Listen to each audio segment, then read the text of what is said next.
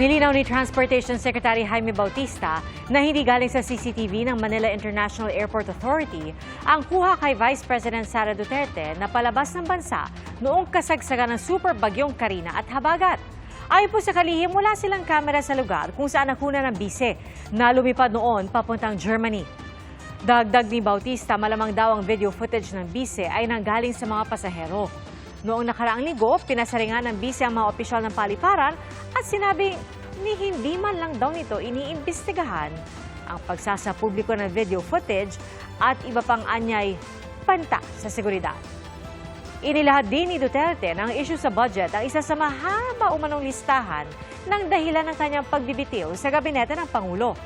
Ayon naman kay Budget Secretary Amenah Pangandaman, tinaasan ang budget ng DepEd ngayong taon bilang pagsuporta sa matatag program. Mga kapuso, sama-sama tayong maging saksi. Mag-subscribe sa GMA Integrated News sa YouTube at para sa mga kapuso abroad, samahan niyo kami sa GMA Pinoy TV at sa www.gmanews.tv.